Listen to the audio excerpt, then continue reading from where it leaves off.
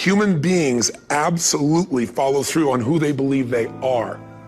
If you said to me, well, I'm really gonna work hard to stop smoking, but I've been a smoker my whole life and I am a smoker.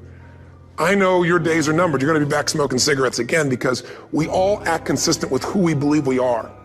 I tell people the strongest force in the whole human personality is this need to stay consistent with how we define ourselves. If you define yourself as somebody who is really conservative, you're not gonna be crazy and act nuts unless you're really drunk or something, and then you can say it's the alcohol, when it's really just you finally getting permission to be yourself. The alcohol is your excuse. If you're a really crazy person, you act crazy, outrageous, playful. You don't act conservative because that's not who you are. Very often people say, well, I can't do that. I'm not that kind of person. And I always say to people, really, when did you define yourself? I mean, really, how many years ago did you come up with what you could and couldn't do in your life? How many years ago? Most people, if they really look at how they're living their life today, it's based on a set of standards, a set of beliefs that they made choices about 10, 20, 30 or more years ago. I mean, very often we made decisions in our youth or very young about what to believe, about what we were capable of, about who we are as a person, and that becomes the glass ceiling, if you will, that controls us. There's a corny metaphor, but it's true. I remember one time I was with my family at the circus, and there was a person there and they had this big giant elephant, and you look at this elephant and they take this little rope, put it around the elephant's neck, and they drive this stake into the ground. And I mean, you look at this and you know that elephant could rip down the entire tent with almost no effort, and yet the elephant doesn't struggle, doesn't try. Why? Because the elephant's conditioned. And they take that elephant and condition the elephant when it's a baby elephant. That's how they train them. When it's a little baby elephant and it doesn't have the power yet, they put a big rope around it and they drive this huge stake in the ground, and the elephant fights and fights and fights. And one day, finally, that elephant decides, I'm not capable of pulling this out. And once that becomes the definition of an identity of anyone, an elephant in this case, they don't even try anymore. It's just who I am, that's how it is, that's just the way it is in my life. I'd like to ask you to take a look at any place you've got a limitation and ask yourself, when did I decide to accept that limitation? And you may not even see it as a limitation, you might see it as just that's who I am. But so often in our lives, we've adapted to be a certain way so that we don't fail or so that people will like us or respect us, but it's not necessarily who we are. Joy comes when you're spontaneous. It's really hard to be truly happy when you're not being yourself. And most of us have no clue who we are. And so a big part of my work, if you've ever been to an event, is to get people to do things spontaneously without thinking, because that's when the real you shows up. That's when the energy comes alive. And when you do that, when you start to connect to your true nature, suddenly there's energy available for you to set a higher standard for what you want in your life. That's what this is really all about. And when I talk about standards, when I talk about, shoulds versus musts, think about your own life. I know there have been areas in your life where some point in time you just shifted and you raised the standard and your life changed. Because whatever people have their identity attached to, they live. We live who we believe we are. That's just how it works. It's just kind of like, I'll give you an example. Look at your physical body. Your physical body today is an absolute reflection of only one thing, not your goals, not your desires, but your standards. The identity you have for yourself. If your standard is you're an athlete, then there's a certain amount of strength, a muscle tone, and energy that's available in your body on a regular basis because that's who you are. And so you do whatever's necessary to maintain that identity. Again, the strongest force in the human personality is this need to stay consistent with how we define ourselves. Because if you don't know who you are, you wouldn't know how to act. Once you lock in on that identity, your brain finds a way to keep you there. If you say, man, I'm overweight, I've always been overweight, I'm big boned, and that's the story you've got, then you're gonna always find a way to get back there. That's your settling point. That's your identity. That's where things lock in. If you see somebody who's in really great shape, you ask them, do you work out? You know the answer. Yes, how often? And they'll tell you 3 times, 4 times, 5 times a week, whatever. In a seminar, I'll ask people, who here works out at least 5 days a week? And I'm stand up. And you look around that room, and you know that they work out 5 times a week because you can see their body. You don't just get a result without some kind of action, without some form of ritual. Ritual meaning actions you do consistently. Now, do you think those people that are out there working out 5 days a week, do they have more time than you do? Or I have, or anybody else? Of course not. Is their life less busy? Of course not. It's just a must for them. They must work out that way, and they've made that turn and their life's changed. So I'm not saying you have to work out 5 days a week. I'm just saying whatever you really want, wants don't get met consistently. Standards do. Whatever you identify, this is who I am. And so it's not so much about changing your identity as there's expanding it. You know, deciding that, you know, instead of your goal is to lose 10 pounds, which is not compelling, what if your vision was to get back to my fighting weight? You know, this year, this month, this next 90 days, I'm gonna transform my body. I'm gonna take on a new challenge. I'm gonna find some technique or strategy, there's a million of them, that can reframe myself where I'm gonna feel younger, stronger, more vibrant than ever before. Here's my reasons, because I want the energy to really make my life work. Because it's tough out there and I wanna be stronger than I've ever been before. I wanna go in front of the mirror and if I'm naked, not, you know, wanna laugh. I wanna look there and take a good look and go, yeah, I'm proud of whatever I see there.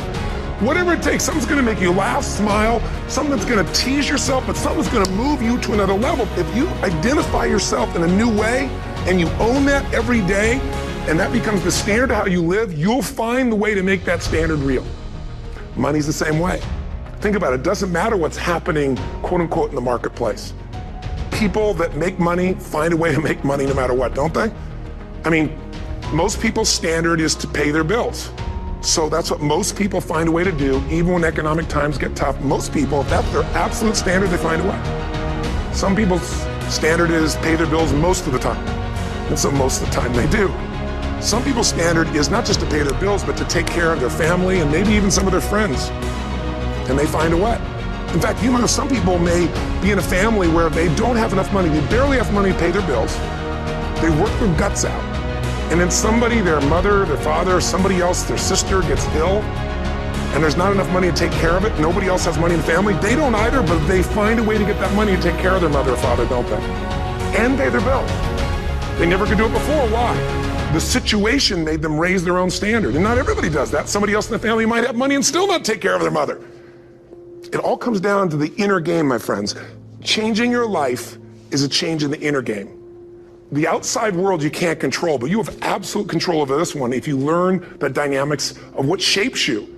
And identity is one of those simple, clear, fundamental basics that if you start to shift it, everything else will shift in your life as well. Some people, by the way, have to have more than enough money to do what they want, when they want, where they want, with whomever they want, contribute the way they want. And if that's their must, they find a way. I know that sounds overly simplistic, but it's true.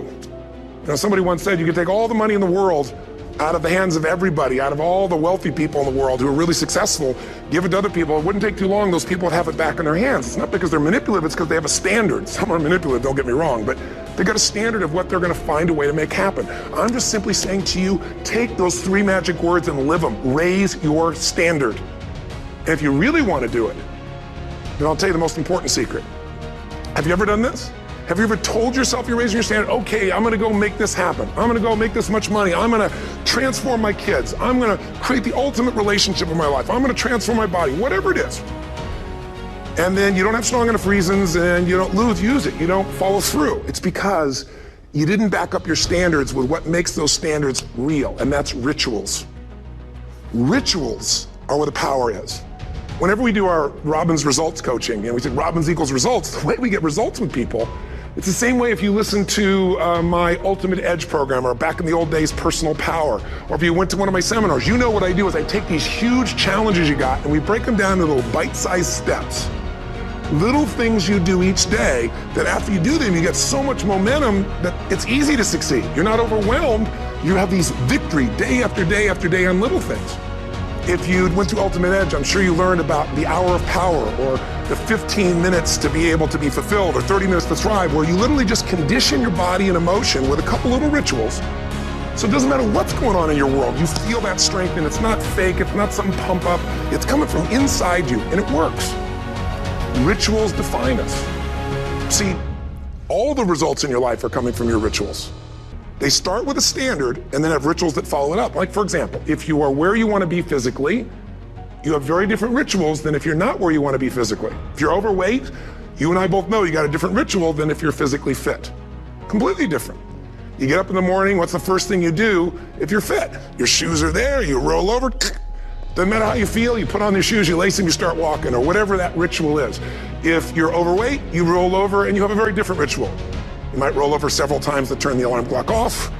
You go in and get your mocha, smocha, whatever, special coffee. You stop by at Starbucks, whatever the case may be. You have your nice sugar muffin. It's supposed to be really nice for you. Whatever you do, it's a different ritual. If you have a great, passionate relationship, you have very different rituals in how you come home than if you have a lousy relationship. You come home and the first thing you do is you're tweeting somebody, or you're emailing, or flipping on the news, or you don't even come home. What are the rituals? Whenever I study people that are successful, what I look for is what's the standard they hold themselves to? And then what are all those little rituals that add up? Because think about it. Success and failure are not giant events. They don't just show up. You don't just suddenly become successful or suddenly have this cataclysmic event that makes you fail. It may look that way, but failure comes from all the little things. It's failure to make the call. It's failure to check the books. It's failure to say, I'm sorry. It's failure to push yourself to do things physically that you don't want to do. And all those little failures day after day come together until one day some cataclysmic event happens and you blame that. That event happened because you missed all the little stuff. Do you agree with me? And success, by the way, is not some overnight event. It's all these little things. Success is having a vision. Success is making it compelling. Success is really seeing it, feeling it every day with strong enough reasons. Success is feeling the sense that I'm here to grow and I'm here to give something to the world more than just myself. Success is caring about other people. Success is calling and saying, I love you in the middle of the day for no damn reason. Or sending a note. That'll change your relationship. Have a ritual of something funny, playful, or a surprise you do. How many relationships are dead today because they have no surprise rituals anymore? You need to have some rituals, some cool things you do that nobody else does that gives you a better life than anybody else has. All the little stuff. That's where success comes from. In business, it comes from delivering more than anybody could imagine. All those little things add up. People go, wow, that's who I want to do business with. It's true in any area of your life. So if you look at somebody who's really successful and you think, wow, they're so amazing, they're such a genius, you got to dig underneath and you got to remember something. People are rewarded in public for what they've practiced for years in private. Myself and my business people say, how do you get up and speak? And you have no notes and you go for 3 days and nights and the room is like, everybody's wired and it's incredible. It's like a rock concert. How do you do that? How do you have that confidence? Well, it's not confidence, it's experience now. But I did so much behind the scenes and I still do to make things right. How many people would know that since the time I was 17 years old, before I walk on stage, still do to this day, wouldn't need to do it, but I still do it, I never walk out there without being in an absolute peak state of mind. There are days my back is hurting, my throat is hurting, or I may have had a challenge, or my father passed away, and I've still got to deliver for these people because my standard is give my all every time. Every event has to be better. Talk to anybody who's been to our events for 5, 10 years, some of our trainers, and they'll say, I don't know how he does it. He always finds a way to make it better. That's not an ego thing. That's a standard in me. I have to find the way. And my ritual, though, is I prepare, I think, I gather new information, I figure out how to put something across better. What do people need? I spend time with our customers. I see what's going on. And before I get on stage each time, I have this little ritual to put myself in a state of mind. And I did it starting like 17 years old. I started doing it. I'd say, I now command my subconscious mind.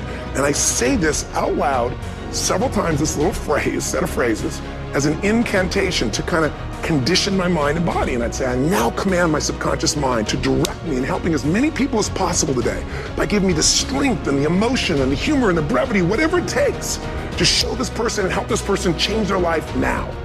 And I started that with a person when I worked with people one-on-one, and I would do that for 45 minutes driving in my Volkswagen to go serve and coach somebody for the first time. Now I don't say that person, I say these people, and I can go out in a room of 10,000 people and deliver for 50 hours, and I do it every time I come back on stage. It's a ritual to go into peak state. Peak states don't just show up, they don't interrupt you. Great ideas don't interrupt you, you gotta pursue them. I talked to Michael Jordan, I'll never forget, at the peak of his career, and got to watch his final game. Saw him backstage and spent some time with him, and it was a pretty exciting time. He was the greatest basketball player I think that ever lived and has ever lived. And I asked him, I said, what sets you apart, Michael? What is it? And is it God-given talent, ability, skill? What is it? And he said, Tony, he said, I can shoot you straight. It's not, me trying to act humble. He goes, I have a lot of talent, a lot of God-given talent, a lot of skill. I've worked really hard. But he said, really? It's my standards. He said, every day I demand more from myself than anybody else could humanly expect. I'm not competing with somebody else. I'm competing with what I'm capable of. Magic formula. Because most of us lower our standards. Why? Because who you spend time with, my friends, is who you become.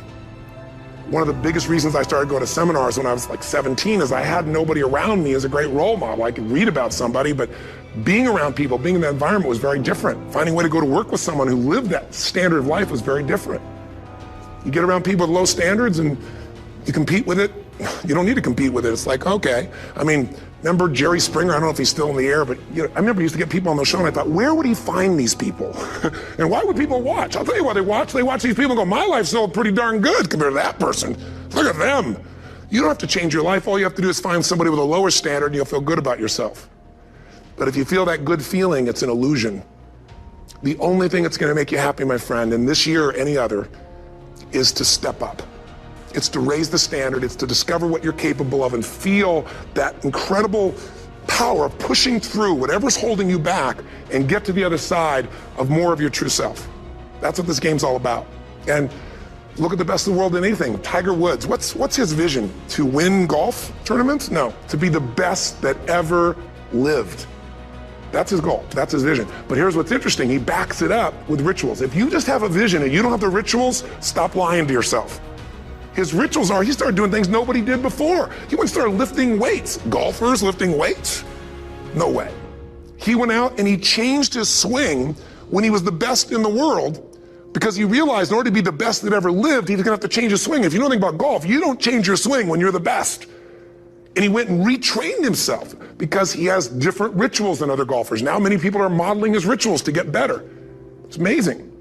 You know, you look at somebody like Michael Phelps, the 2008 swimmer, won 7, only 2 people, I think, in history, if I remember correctly, that have gotten 7 gold medals in one session. And here's a guy, he's got number 6 under his belt, and he's exhausted, and he's going in for that final swim. I'm sure you remember. And how does the guy win? By 1/100th of a second. Do you think that was some massive skill that got him over the top? Or was it a standard that says, this is who I am? I am the champion. And no one is taking this from me. And somehow in those final milliseconds, 100th of a second, he pushed himself just beyond his competitor. But you know about Michael Phelps? What allowed him to be able to push beyond that moment is his rituals. Go study the guy. Most people who swim have these unbelievable workouts. He does 2 and 3 of those workout sessions a day. All the other swimmers in the beginning thought he was insane. You're gonna overtrain, you can't do that, it's not physically possible. But he had a standard and the rituals to back it up. So here's my final message to you, because I've gotten carried away. I thought I was gonna send you like a 5-minute message, but as you can see, there's no script here. It's just me going a little crazy with you, but I wanna really see you get what you want this year. Don't let this year be like last. And if last year was great, still don't let it be that way. Raise the standard. If your life is perfect and extraordinary, you darn well know you're not gonna be happy unless you keep making it better. That's what makes us feel alive. It's not what we get that makes us happy. It's who we become and what we're able to give because we become more. That sense of contribution is what creates the deepest meaning. So here's my assignment for you if you want one. If you want to go from conversation to some action, here's a simple thing to do. What's an area of your life right now that you really want to improve? What's an area that's important to improve? So your body's great. How about your career? Career's great. How about your relationships? Intimate one especially, or your kids. Or your relationship with your creator, spiritual side of your life? Or is it your finances?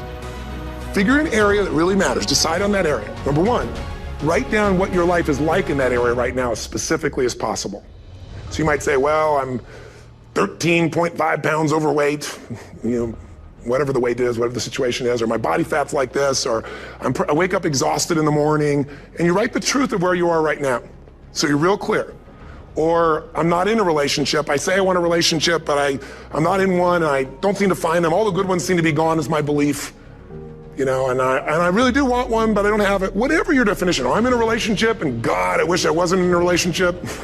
I'm planning my escape, wherever you are. Or I have a wonderful relationship. We love each other, but there just isn't enough passion. Just write the truth of where you are. The area you want to change, but write how it is. And then the second step is, this is where you got to be really honest with yourself. What are the rituals that have put me there? Because whatever results you're getting, even if you don't like the results, there's some rituals that are keeping you in that place. There's some rituals of what you eat or don't eat, how you move or don't move, how you sleep or don't sleep.